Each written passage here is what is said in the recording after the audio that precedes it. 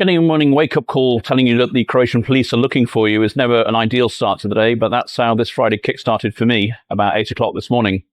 I was told that I'd lost my laptop bag and that the police had it, which I thought was clearly ridiculous because I came home with it the night before. I got out of bed just to check into the other room, and lo and behold, there was no laptop bag, no laptop. And so somewhere along the line yesterday, my laptop bag had gone missing. I should explain that before I moved to Zagreb, the laptop and its bag was almost part of my style and fashion because I went everywhere with it. And since I've moved to Zagreb, I hardly ever take my laptop out. Yesterday was an exception. I had a meeting. I wanted to show somebody something. And I stopped somewhere and had a couple of beers with some friends. And then I walked home around about midnight. And as I climbed the stairs, there was a bench. I sat down, checked a couple of messages, and sat there for about 2-3 minutes. And then off I went, cleaned my teeth, and went to bed. And that was the end of it. Clearly, I'd left the bag there by the bench in the middle of a European capital city. And so what had happened was somebody had seen it, a guy called Nikola, and he took it down to the police station, handed it in. The police called me, and I went in and had to sign a bit of paperwork. I had to tell them what was in the bag to make sure it was mine and where I thought I'd lost it.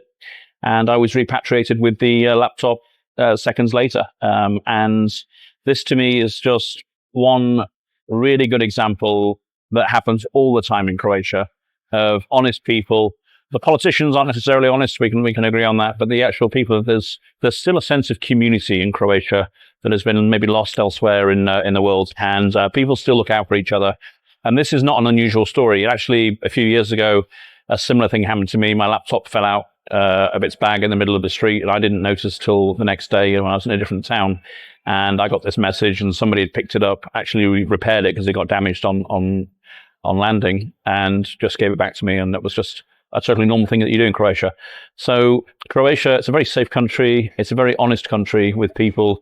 And I've had so many stories of people leaving wallets in restaurants and things like that. And they've come back and nothing's been touched. And so this is one of the reasons I live in Croatia, for its safety, for its lifestyle, and for the honesty of the average person. It's fantastic.